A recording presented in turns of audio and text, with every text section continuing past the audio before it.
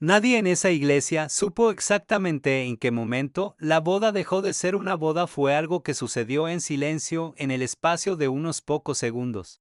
Antes de que alguien pudiera reaccionar o entender lo que estaba viendo, el sacerdote tenía las manos abiertas, las velas ardían. Afuera, el sol de mediodía entraba por los vitrales y pintaba el piso de colores que nadie estaba mirando. Porque todos los ojos estaban sobre Mateo, que llevaba semanas ensayando este momento en su cabeza. Mateo, que esa mañana se había amarrado la corbata 3 veces porque las manos no le dejaban de temblar, no de nervios, sino de algo que no tiene un nombre sencillo, algo que está entre la calma del hombre que ya tomó su decisión y el peso del hombre que sabe lo que esa decisión le costó. Estaba parado frente al altar, Valeria estaba a su lado, con el ramo de flores blancas que había elegido ella sola, porque decía que las flores de boda siempre las elegía la novia y nadie más debería opinar. Mateo se había reído de eso. Lo recordó en ese preciso instante. Mientras el sacerdote terminaba de hablar y el silencio de la iglesia se volvía tan denso que casi se podía tocar, y entonces el sacerdote hizo la pregunta que toda esa gente había viajado kilómetros para escuchar responder. La pregunta que sus madres llevaban meses esperando. La pregunta más simple y más pesada que existe. Mateo no respondió, no dijo nada, no miró al sacerdote, no miró a Valeria, aunque la sintió tensarse a su lado de una manera que él conocía muy bien, porque cuando Valeria contenía algo, lo contenía con todo el cuerpo. Lo que hizo Mateo fue girarse despacio, con una quietud que no era indiferencia, sino control. El tipo de control que se construye durante semanas de noche sin dormir, de conversaciones internas que nadie más puede escuchar. Se giró hacia los bancos, hacia las caras confundidas, hacia las mujeres que ya habían empezado a sacarse el pañuelo pensando que se emocionarían de otra manera completamente distinta, y caminó 3, 4, 5 pasos hacia el interior de la iglesia, suficientes para llegar al tercer banco del lado izquierdo, donde estaba sentado Daniel, que esa mañana también se había amarrado la corbata, que había llegado temprano y se había sentado en ese lugar específico porque era el lugar que Mateo le había indicado en el mensaje que le envió 4 días antes. Un mensaje corto, sin explicaciones: te espero en el tercer banco, lado izquierdo. Puntual Daniel, que durante los últimos 6 meses había aprendido a sonreír de una manera que ya no le costaba nada, porque cuando uno practica una mentira el tiempo suficiente, el cuerpo termina creyéndola también. Mateo llegó hasta él y no dijo nada, solo sacó un sobre del bolsillo interior de su saco, un sobre blanco, sin nombre, sin adornos. Lo puso en las manos de Daniel con la suavidad de alguien que entrega algo que ya no le pertenece, y luego, antes de girarse de nuevo hacia el altar, le habló al oído en voz tan baja que nadie más en la iglesia pudo escucharlo, pero todos vieron la cara de Daniel. Cuando Mateo se alejó, vieron como algo en él se detuvo. No fue un gesto dramático, no fue un colapso, fue algo más pequeño y más devastador que eso. Fue el rostro de alguien que acaba de entender que lo saben, que siempre lo supieron, que el tiempo que creyó haber ganado no era tiempo ganado, sino tiempo prestado, y que el plazo venía de vencerse exactamente aquí, en esta iglesia.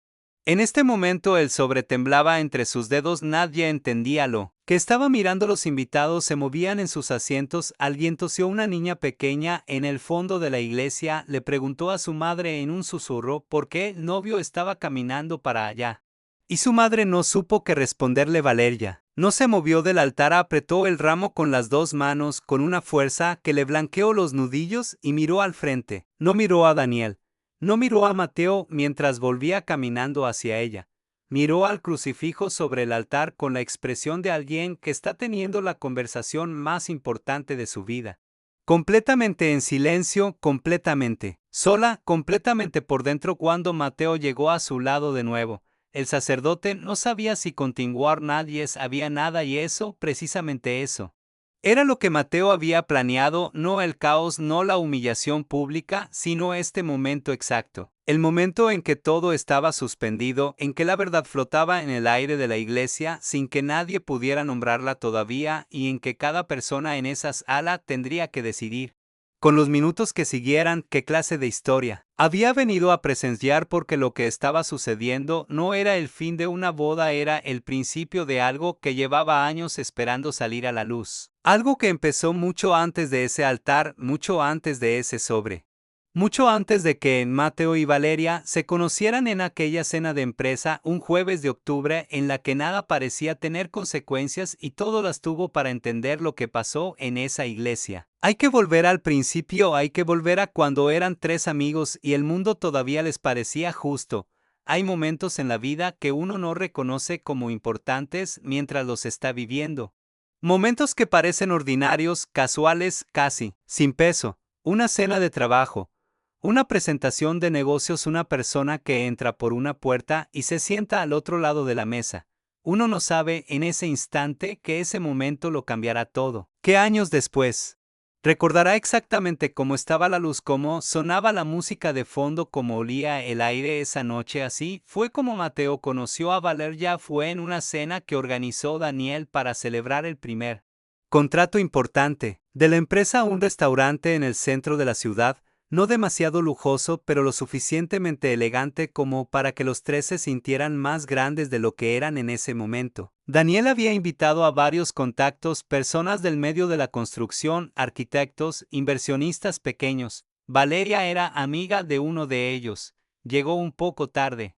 Se disculpó sin dramatismo y se sentó en el único lugar que quedaba disponible justo frente a Mateo. No hubo un flechazo. No hubo una mirada larga ni una sonrisa cargada de significado. Hubo, simplemente, una conversación. Ella le preguntó en qué parte de la ciudad estaban construyendo. Él le explicó el proyecto con más detalle del que cualquier otro invitado hubiera querido escuchar. Ella no lo interrumpió, no fingió interés, preguntó cosas específicas, técnicas. Cosas que demostraban que entendía de lo que él hablaba. Y Mateo, que no era hombre de muchas palabras, descubrió esa noche que con ella las palabras llegaban solas. Así comenzó todo. Sin música dramática, sin promesas, con dos personas hablando de estructuras y de cimientos, sin saber todavía que estaban hablando también de ellos mismos. Mateo había crecido en una colonia humilde de Monterrey, en una casa donde el dinero nunca alcanzaba del todo, pero donde su madre se aseguraba de que nunca faltara lo esencial. Su padre trabajaba en construcción, ironía que Mateo no descubrió hasta años después, cuando entendió que uno siempre termina construyendo algo parecido a lo que vio de niño. Creció aprendiendo a resolver problemas en silencio, a no pedir ayuda hasta que fuera absolutamente necesario, a medir cada palabra porque las palabras, en su casa, tenían consecuencias reales. Estudió ingeniería con una beca que renovaba cada semestre con notas que sus profesores recordaban tiempo después. No era el más sociable del salón, pero era el más constante, el que llegaba primero y se iba último, el que nunca entregaba un trabajo sin revisarlo 3 veces. En la universidad conoció a Daniel, que era exactamente todo lo que Mateo no. Era expansivo, carismático, con una risa que llenaba los pasillos y una facilidad para conectar con la gente que Mateo admiraba sin envidia, porque entendía que eran habilidades distintas y que juntas podían construir algo que ninguno de los dos podría construir solo. Y tenía razón, la empresa que formaron era, en muchos sentidos, un reflejo de ambos. Mateo calculaba, Daniel convencía. Mateo resolvía los problemas técnicos a las 2 de la mañana.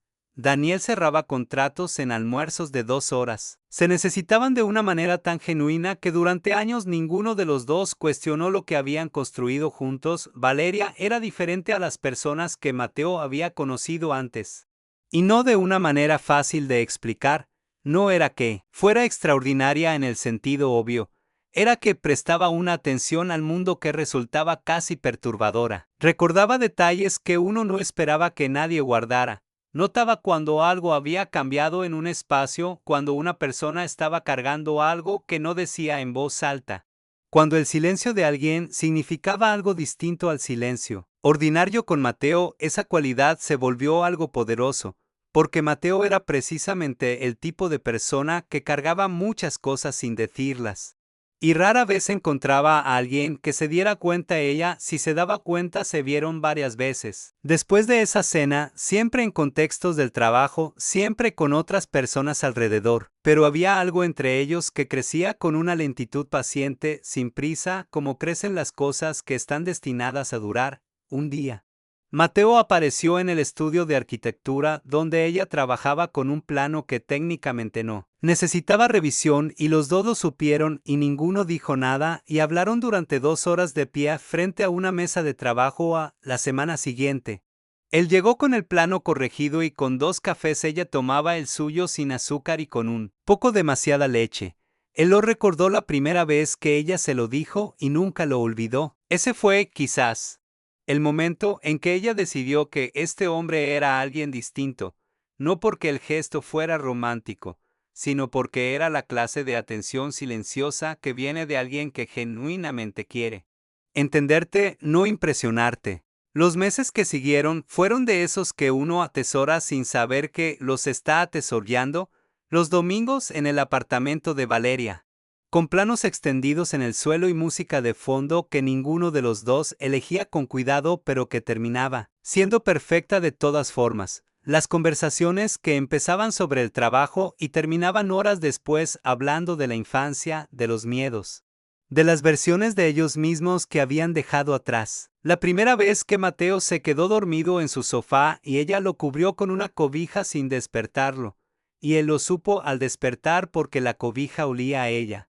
Y se quedó un momento quieto antes de levantarse, guardando ese instante como se guardan los que uno sabe que son importantes. Daniel estuvo presente en todo ese tiempo. Celebraba a la pareja con una generosidad que nadie habría cuestionado. Organizaba salidas.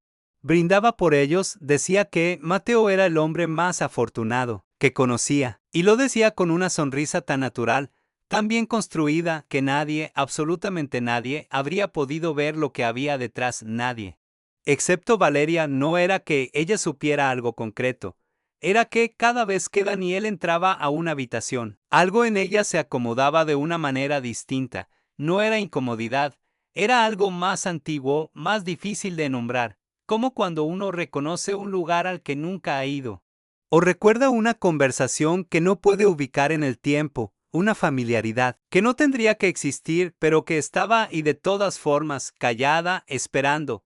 Ella lo archivó en algún lugar profundo. Decidió que no significaba nada, que era la clase de intuición vaga que a veces aparece sin razón y se disuelve sola con el tiempo. Siguió adelante. Siguió amando a Mateo con la misma atención quieta con la que él la amaba a ella.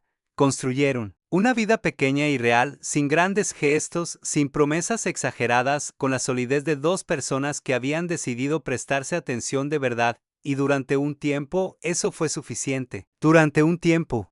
Todo fue exactamente lo que parecía ser, pero las cosas que uno entierra sin resolver no desaparecen, solo esperan el momento en que el suelo se ablande lo suficiente para salir, y ese momento estaba más cerca de lo que ninguno de ellos imaginaba. Hay un tipo de soledad que no tiene que ver con estar solo. Es la soledad que aparece cuando estás en la misma habitación que la persona que amas y sin embargo sientes que hay una distancia que ninguno de los dos eligió, pero que tampoco ninguno de los dos sabe cómo cerrar. Es una soledad silenciosa, sin drama, casi invisible, y es, quizás, la más difícil de nombrar porque no tiene un culpable claro ni un momento exacto en que comenzó. Valeria empezó a conocer esa soledad 18 meses antes de la boda. No fue de golpe, fue gradual.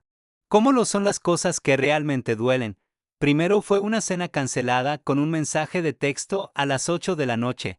Luego fue un fin de semana entero en que Mateo llegó a casa solo para dormir pocas horas y volver a salir, antes de que ella terminara su café de la mañana. Luego fue la ceremonia de premiación de su estudio de arquitectura, un reconocimiento que ella había esperado durante 3 años de trabajo constante, al que Mateo no llegó porque hubo un error de cálculo en una viga que necesitaba corrección inmediata esa misma noche. Él se lo dijo por teléfono con la voz cargada de culpa genuina. Ella le dijo que entendía, y era verdad, lo entendía. Conocía a Mateo mejor que nadie y sabía que ese trabajo no era ambición ciega sino responsabilidad. Era la forma en que él cuidaba a las personas que dependían de él, era el lenguaje con el que le expresaba el amor cuando las palabras no le alcanzaban, pero entender no es lo mismo que no sentir. Y esa noche, sentada en la segunda fila de un auditorio lleno de gente, recibiendo un reconocimiento que nadie compartió con ella, Valeria sintió algo que no quiso examinar demasiado de cerca, algo que tenía que ver con el miedo que ella misma le había confesado a Mateo antes de aceptar su propuesta, el miedo a desaparecer dentro de la vida de alguien más, a convertirse en el fondo de un cuadro cuyo centro era otra cosa. Esa noche, Daniel estaba en el auditorio, había ido porque Mateo le había pedido que fuera, porque Mateo sabía que no podría llegar y no quería que Valeria estuviera sola. Era un gesto considerado y en ese sentido era genuinamente de Mateo, pero Daniel estuvo allí en la primera fila aplaudiendo de pie cuando pronunciaron su nombre. Y después la llevó a cenar a un lugar tranquilo, y escuchó durante 2 horas todo lo que ella había querido contarle a alguien esa noche. No pasó nada esa noche, solo una cena, solo una conversación. Pero Valeria llegó a casa sintiéndose menos sola, y ese detalle, pequeño y aparentemente inocente, fue el primero de muchos. El contrato gubernamental que debía salvar la empresa terminó por consumir a Mateo de una manera que ninguno de los dos anticipó. Era el proyecto más grande que habían tenido, el que justificaba años de trabajo constante y de sacrificios acumulados. Mateo lo sabía, por eso no podía permitirse fallar, por eso cada error, cada retraso, cada revisión inesperada del plano original se convertía en una emergencia que desplazaba todo lo demás. Valeria lo veía llegar tarde, comer sin hambre, dormirse con los planos encima de la cama. Lo veía luchar con una entrega que ella respetaba profundamente, pero que también, en los momentos más honestos de la madrugada, la dejaba sintiéndose invisible. No se lo decía. No quería ser una carga adicional sobre los hombros de un hombre que ya cargaba demasiado. Entonces guardaba esas cosas en el mismo lugar profundo donde había guardado otras y seguía adelante y sonreía cuando él llegaba. Y le calentaba la cena aunque ya hubiera pasado medianoche. Fue en ese espacio, en ese silencio, que Mateo no sabía que existía, donde Daniel construyó algo que nadie habría podido llamar por su nombre en ese momento. No fue seducción. Esa palabra sería demasiado simple y demasiado injusta con la complejidad de lo que ocurrió. Fue algo más sutil, y por eso más peligroso. Fue presencia, fue consistencia, fue la acumulación de pequeños momentos en que Daniel aparecía exactamente cuando Valeria necesitaba que alguien apareciera. La acompañó al hospital cuando su madre fue internada por segunda vez, porque Mateo estaba en una reunión con inspectores que no podía cancelar.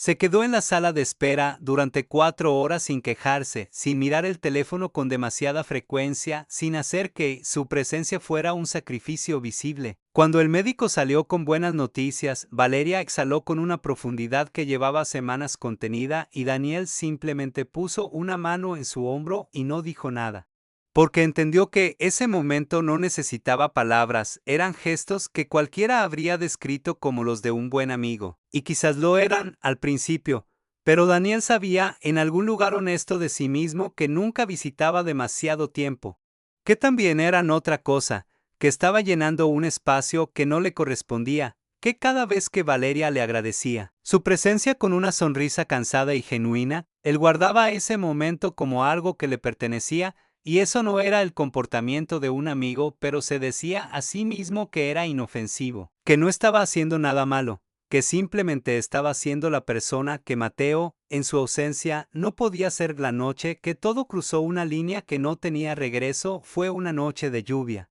3 semanas después de la segunda hospitalización de la madre de Valeria, Arella había recibido ese día una llamada de su estudio, el proyecto más ambicioso que había diseñado, un edificio que llevaba 2 años dibujando con una dedicación casi obsesiva. Había sido rechazado por el cliente sin una explicación suficiente. No era la primera vez que un proyecto no prosperaba, pero este era distinto. Este lo había puesto en el mundo con una vulnerabilidad que no acostumbraba, con una honestidad arquitectónica que para ella representaba algo más que trabajo. Llamó a Mateo. El teléfono sonó 5 veces y fue al buzón de voz. Le mandó un mensaje. La respuesta llegó 40 minutos después. Estoy en una crisis con los inspectores. Hablamos en la noche. ¿Estás bien? Ella respondió que sí. No era completamente mentira.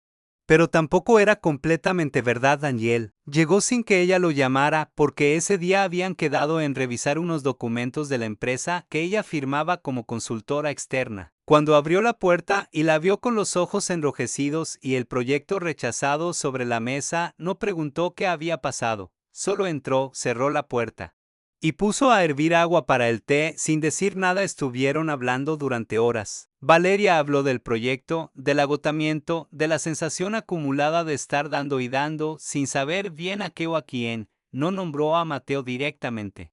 Pero Daniel escuchó entre líneas todo lo que ella no estaba diciendo, y en lugar de señalarlo, lo sostuvo, y en un momento que no fue una decisión sino la ausencia de una, algo cambió entre ellos. No hace falta describir más de lo que la historia necesita. Lo que importa es lo que vino después. El silencio de las 4 de la mañana, Valeria mirando el techo con una claridad fría y devastadora, entendiendo con una precisión que dolía exactamente lo que acababa de ocurrir y lo que eso significaba. No para Daniel, para ella, para Mateo, para la vida que habían construido con tanta paciencia y tanta fe. Daniel se fue antes de que amaneciera. En la puerta, sin mirarla del todo, dijo en voz baja que esto no había pasado, que era mejor así, que nadie tenía por qué saber nada. Valeria cerró la puerta y se quedó parada en el pasillo durante un tiempo que no supo medir esa mañana. Mateo le mandó un mensaje diciéndole que había logrado resolver la crisis con los inspectores, que esa noche llegaba temprano, que quería saber cómo estaba ella. Ella respondió con 3 palabras: aquí te espero. Comenzó a cargar en silencio el peso más difícil que había cargado en su vida, no el peso de lo que había hecho, sino el peso de saber que tendría que elegir, tarde o temprano, entre enterrarlo o nombrarlo, entre proteger algo rompiéndolo por dentro o arriesgarlo todo diciéndolo en voz alta. Esa decisión no llegaría de inmediato, pero ya estaba ahí, esperando, con la paciencia implacable de las cosas que no pueden ignorarse para siempre. Hay verdades que uno descubre de golpe, con un documento en la mano y el corazón deteniéndose un segundo antes de volver a latir, y hay otras que uno construye despacio, pieza por pieza, sin querer creerlas, hasta que ya no queda otra opción. Para Mateo, la verdad llegó de la segunda manera, y eso, en cierto sentido, fue más difícil todavía. Todo comenzó con un número que no cuadraba. Durante el proceso de arbitraje que siguió al colapso del contrato gubernamental, el abogado de Mateo revisó miles de páginas de documentación interna buscando cualquier argumento que pudiera refutar la acusación de irregularidades. Era un trabajo exhaustivo, silencioso, casi rutinario, hasta que en un conjunto de correos internos que nadie había marcado como relevantes apareció un memo, una página, membrete de la empresa, fecha en el encabezado. La fecha era 11 días antes de que comenzara la investigación oficial, y la firma al pie era la de Daniel. Mateo lo leyó 3 veces, luego lo dejó sobre el escritorio y salió a caminar sin decirle a nadie a dónde iba. Caminó durante casi 2 horas por calles que no registró, pasando frente a edificios que no vio, con el frío de la noche entrando por el cuello de la chamarra sin que lo sintiera. Su mente no estaba en la calle, estaba en 11 años de historia, en cada madrugada que habían pasado resolviendo problemas juntos, en cada brindis, en cada conversación donde Daniel le había dicho que eran hermanos, que lo que habían construido era de los dos, que nadie se lo quitaría. Estaba en la firma al pie de ese memo. Cuando volvió a la oficina, guardó el documento en una carpeta que nadie más tocaba. No llamó a Daniel, no lo confrontó, no hizo nada que Daniel pudiera detectar, porque Mateo, que había aprendido desde niño a resolver los problemas con calma y con método, entendió en ese momento que necesitaba saber más antes de actuar, que una firma podía tener explicaciones, que la rabia, si la dejaba salir demasiado pronto, podría destruir la única ventaja que tenía, el elemento de la sorpresa. Contrató a un investigador privado 3 días después. Las semanas que siguieron fueron las más extrañas de su vida. Seguía reuniéndose con Daniel como si nada hubiera cambiado. Seguía respondiendo sus mensajes, aceptando sus llamadas, sentándose frente a él en reuniones donde Daniel hablaba de reconstruir la empresa con una convicción que ahora, vista desde el otro lado, tenía un sabor completamente diferente. Mateo aprendió en ese periodo algo que no hubiera querido aprender, que es posible mirar a alguien directamente a los ojos y no mostrar nada. Que el dolor, cuando es suficientemente profundo, a veces se vuelve invisible incluso para quien lo carga. El investigador fue entregando información en fragmentos, la estructura de las irregularidades en el contrato, las decisiones que Daniel había tomado sin consultarle, el momento exacto en que Daniel había entendido que los inspectores estaban por llegar y había elegido con una frialdad que Mateo todavía le costaba atribuirle. Apuntar en otra dirección, en su dirección, no. Hubo un momento de furia explosiva cuando terminó de entender todo. Hubo algo más parecido al silencio que sigue a un derrumbe. El ruido ya pasó, lo que queda es el polvo y la forma nueva de las cosas, irreconocible, permanente, fue en medio de ese proceso. Cuando Mateo llevaba semanas cargando solo el peso de lo que sabía, que Valeria llegó a buscarlo un martes por la tarde, él estaba en la oficina. Ella entró sin anunciarse, que no era inusual, y cerró la puerta detrás de ella. Que sí lo era. Se sentó frente a su escritorio con las manos enlazadas sobre la falda y lo miró con una expresión que Mateo no le había visto antes. No era miedo exactamente, era la cara de alguien que ha tomado una decisión, que sabe que no tiene regreso y que ha decidido, a pesar de todo, seguir adelante con ella. Le habló durante 20 minutos sin que él la interrumpiera. Le contó la noche de la lluvia, le contó el proyecto rechazado y el teléfono que no contestó y la llegada de Daniel y las horas que siguieron. Le contó que había cargado eso sola durante meses con un peso que había ido creciendo hasta volverse insostenible. Le contó que había considerado no decirlo nunca, enterrarlo, construir sobre esa grieta y esperar que el edificio aguantara. De todas formas, y le contó que no había podido, que no era la persona capaz de hacer eso, que si iba a casarse con él tenía que ser desde un lugar limpio, aunque limpiar ese lugar costara perderlo todo. Cuando terminó de hablar, el silencio en la oficina era absoluto. Mateo no se levantó, no cambió de posición. La miró durante un tiempo largo que ella no intentó llenar con más palabras, porque ya había dicho todo lo que había que decir y ahora le tocaba a él decidir qué hacer con eso, lo que Valeria no sabía.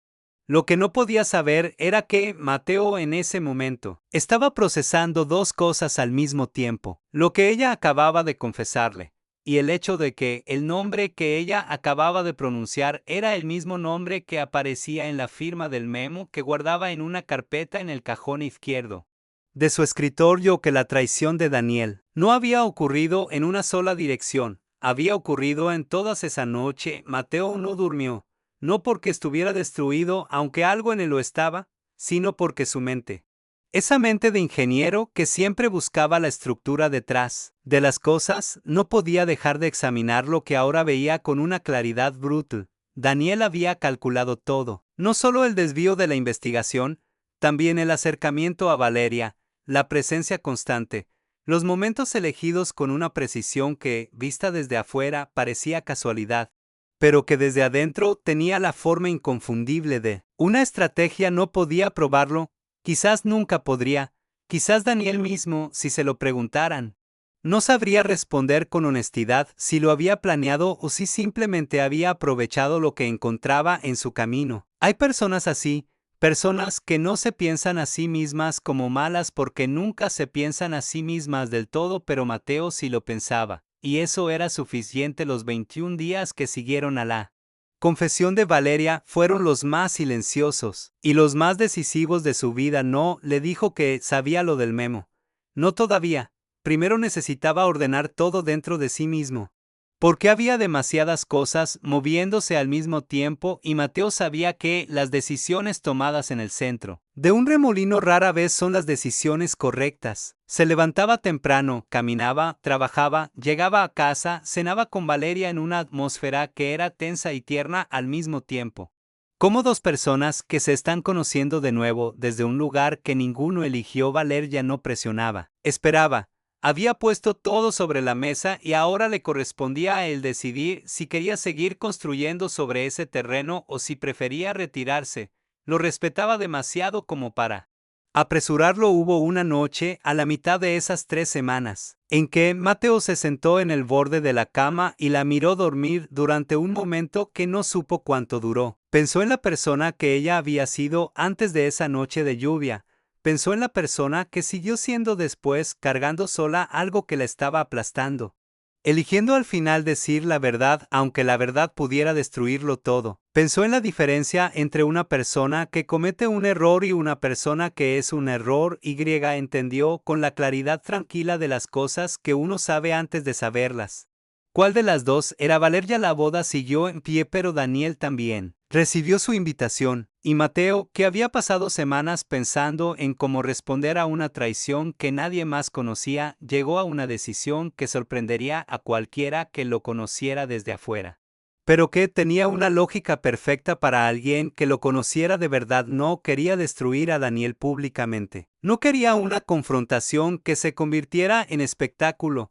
No quería que el día de su boda quedara marcado por la rabia de alguien más. Quería algo diferente. Quería darle a Daniel una oportunidad que Daniel nunca le había dado a él. La oportunidad de elegir quién quería ser cuando nadie lo estaba obligando a nada. Por eso preparó él sobre una fotografía, una firma, una fecha y una pregunta escrita a mano que no era una acusación sino algo más difícil todavía, una invitación a mirarse en un espejo en el momento menos esperado y decidir. En ese instante, si lo que veía era la persona que quería seguir siendo. Mateo cerró el sobre 3 días antes de la boda con la calma de alguien que ha hecho las paces con una decisión difícil. No sabía qué haría Daniel cuando lo abriera. Esa era precisamente la parte que había elegido. No controlar, porque hay preguntas que uno no puede responder por otra persona, solo puede formularlas. Luego soltar. El día de la boda amaneció despejado. Mateo se puso el traje frente al espejo y se miró durante un momento más largo de lo habitual. No estaba pensando en el sobre, no estaba pensando en Daniel, estaba pensando en Valeria.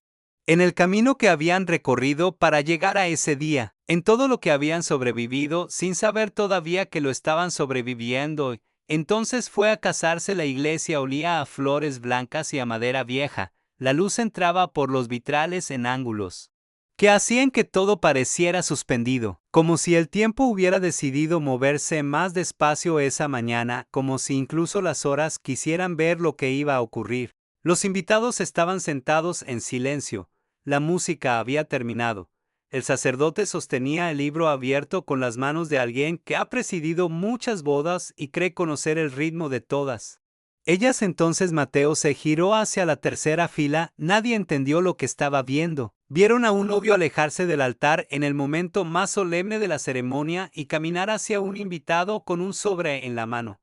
Vieron a ese invitado recibirlo con dedos que no lograban estar quietos. Vieron el silencio extenderse por la iglesia como algo físico, como algo que ocupaba espacio. Lo que no vieron fue lo que ocurrió dentro de Daniel en el momento en que abrió ese sobre. Primero vio la fotografía, una página impresa, no especialmente grande, con el membrete de la empresa y una firma que reconoció de inmediato porque era la suya. Una fecha en el encabezado que conocía de memoria, aunque hubiera preferido no conocerla. Y luego leyó la nota escrita a mano, con la letra ordenada y firme de Mateo. Y algo en él se detuvo de una manera que no tenía nombre. No era culpa solamente. Era algo más parecido al momento en que uno se da cuenta de que ha estado representando un papel durante tanto tiempo que ya no recuerda con claridad cómo era antes de empezar a actuarlo. Era el reconocimiento brutal y repentino de uno mismo visto desde afuera, sin la protección de las justificaciones que uno se construye en privado. Mateo lo sabía. Mateo había sabido todo este tiempo, y aún así lo había invitado. Aún así le había dado esto, aquí, en este lugar, frente a toda esta gente. No para destruirlo, sino para preguntarle algo. Daniel leyó la nota una segunda vez. Siempre supe la verdad. Hoy decides tú si eres digno de estar aquí. No era una trampa. No era una sentencia. Era exactamente lo que decía, una decisión. La última, quizás, que alguien le daría con esa clase de dignidad. Lo que ocurrió después duró menos de 2 minutos, pero se sintió mucho más largo. Daniel dobló la fotografía con cuidado. La volvió a colocar dentro del sobre y se puso de pie. No buscó la mirada de nadie. No intentó explicarse ni defenderse, ni construir en esos segundos alguna versión de los hechos que lo dejara en mejor lugar. Solo se puso de pie, miró hacia el altar, donde Mateo ya estaba volviendo a su lugar, y dijo en voz baja, con una voz que temblaba apenas, pero que en el silencio de la iglesia llegó a todos los rincones: ¿no debería estar aquí? Caminó hacia la puerta. Sus pasos sobre el mármol fueron el único sonido durante esos segundos. Nadie lo llamó. Nadie le preguntó qué estaba pasando.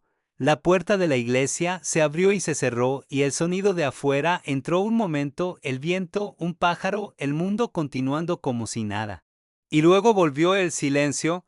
El sacerdote miró a Mateo con una expresión que contenía una pregunta que no sabía cómo formular. Mateo se giró hacia Valeria. Ella estaba de pie en el altar con el ramo apretado entre las manos y los ojos llenos de algo que no era exactamente lágrimas todavía, sino el estado anterior a las lágrimas, ese momento en que el cuerpo todavía no ha decidido si lo que siente es dolor o alivio, o las dos cosas al mismo tiempo. Lo miró como se mira a alguien cuando uno entiende de repente y sin posibilidad de duda todo lo que esa persona ha cargado sola y en silencio por amor. Mateo caminó hacia ella, no con prisa, con la calma de alguien que ha pensado este momento muchas veces y ha decidido que lo que quiere traer a él no es la rabia ni el dolor, sino algo más difícil de sostener y más real que cualquiera de las dos cosas. Tomó su mano. Ella sintió que los dedos de él estaban fríos, y ese detalle, pequeño y humano, la hizo quererlo con una intensidad que no esperaba sentir en ese momento. Precisamente en ese momento, en medio de todo esto, Mateo habló en voz baja, lo suficientemente baja como para que solo ella lo escuchara. Aunque después varios invitados dirían que habían alcanzado a oír cada palabra, quizás porque cuando algo es verdadero de esa manera, llega más lejos de lo que uno calcula. No me casé contigo pensando que eras perfecta. Me caso contigo porque elegiste decirme la verdad cuando podías haberla enterrado. Valeria cerró los ojos un momento. Una sola lágrima bajó por su mejilla derecha, despacio, sin dramatismo. Cuando los volvió a abrir, asintió con una pequeñez, que era al mismo tiempo la cosa más grande que había hecho en mucho tiempo. El sacerdote, que había presidido bodas durante 32 años y creía haber visto todo lo que una ceremonia podía contener, carraspeó suavemente y retomó el lugar donde había dejado las palabras. Los invitados, que no entendían del todo lo que habían presenciado, pero sentían en algún lugar impreciso que había sido algo importante, se acomodaron en sus asientos con una atención diferente a la que traían cuando llegaron, y la boda continuó de afuera. En el estacionamiento de la iglesia, Daniel estaba sentado en su carro con el sobre en el asiento del copiloto. No había arrancado el motor, no sabía todavía a dónde iba a ir, porque esa era la clase de pregunta para la que no tenía respuesta preparada. Había pasado años siendo la persona que siempre tenía una respuesta preparada para todo en todo momento. Y ahora estaba sentado en un estacionamiento con el traje del que no se había podido cambiar y sin ningún lugar a donde ir que tuviera sentido. Miró el sobre durante un tiempo que no midió. No había nada heroico en lo que acababa de hacer. Salir no era valentía, era lo mínimo. Era el piso, no el techo. Pero era, quizás, la primera vez en mucho tiempo que había elegido algo sin calcular lo que obtenía a cambio, y en ese sentido, pequeño y sin gloria, era algo real. Pensó en Mateo, en la firma del memo que Mateo había guardado en silencio durante semanas, quizás meses, sin usarla como arma sino como información. Pensó en lo que hacía falta hacer para responder a una traición de esa manera. Con un sobre y una pregunta, en lugar de con una confrontación pública o con el silencio frío de quien decide nunca volver a saber de ti. Hacía falta ser alguien mejor que él. Eso era todo. Hacía falta ser alguien fundamentalmente diferente. Daniel arrancó el motor eventualmente. Salió del estacionamiento sin apresurarse. La ciudad seguía afuera. Igual que siempre, indiferente y continua. No sabía qué haría con lo que quedaba del día, ni con lo que quedaba después del día, pero por primera vez en mucho tiempo no estaba construyendo una versión de los hechos que lo favoreciera. solo estaba conduciendo, solo estaba haciendo. Por un momento, exactamente lo que era, a veces eso es lo único que queda, y a veces, con el tiempo. Es suficiente para empezar. La recepción fue en un jardín con luces colgadas entre los árboles que al anochecer convirtieron el espacio en algo que parecía sacado de un sueño tranquilo. Los invitados comieron y hablaron y brindaron con la alegría genuina de quienes celebran algo sin entenderlo del todo, que es quizás la forma más honesta de celebrar. Mateo y Valeria bailaron tarde, cuando la mayoría de los invitados ya estaban sentados y la música había bajado de volumen hasta convertirse en algo más parecido a un fondo que a un protagonista. No bailaron con la efusividad de quienes quieren que los vean, bailaron como bailan las personas que llevan mucho tiempo juntas y han aprendido a hablar con el cuerpo las cosas que las palabras no alcanzan a decir del todo. Ella apoyó la frente en su hombro en algún momento. Él no dijo nada. Solo puso una mano en su espalda con la misma atención quieta con la que había aprendido su orden de café años atrás. Con la misma atención con la que había escuchado su confesión sin interrumpirla, con la misma atención, que era, al final, la forma más constante y más verdadera en que Mateo sabía amar. Hubo un momento, hacia el final de la noche, en que Valeria levantó la vista hacia él y le preguntó en voz baja si estaba bien. No como pregunta de cortesía, sino como pregunta real. De las que esperan una respuesta real. Mateo pensó un momento antes de responder. Pensó en el año que había pasado, en el memo y el investigador y los 21 días de silencio y el sobrepreparado. En el cajón de su escritorio. Pensó en la noche que Valeria llegó a su oficina y cerró la puerta y dijo todo lo que tenía que decir sin saber si quedaría algo en pie después. Pensó en Daniel en el estacionamiento, solo, con el traje y el sobre y las decisiones que tendría que empezar a tomar desde cero. Y pensó en este jardín, en estas luces, en esta mujer con la frente apoyada en su hombro que había elegido la verdad cuando el silencio habría sido más fácil. Sí, dijo y lo decía en serio. Hay una última imagen de esa noche que vale la pena guardar. En la oficina de Mateo, sobre su escritorio, había un plano doblado con cuidado. Era el diseño del edificio que Valeria había perdido 2 años atrás, el proyecto que había sido rechazado la noche en que todo se fracturó. El que ella había dibujado con una honestidad arquitectónica que para ella representaba algo más que trabajo. Mateo lo había recuperado durante los meses de arbitraje. Con el caso resuelto y los fondos del contrato parcialmente restituidos, había gestionado en silencio los permisos. Había contactado a un nuevo cliente, había reconstruido lo necesario para que el proyecto volviera a tener un lugar en el mundo. No se lo había dicho todavía a Valeria. Era para el día siguiente, para la mañana tranquila después de todo esto. Para el momento en que ambos estuvieran listos para hablar del futuro sin el peso del pasado encima. Porque eso es lo que hace alguien que ama de verdad, no solo sostiene lo que viene, también rescata lo que se perdió cuando la otra persona no estaba mirando, y a veces, en las historias que importan, no es el final dramático lo que queda, es ese detalle pequeño y silencioso, el plano doblado sobre el escritorio.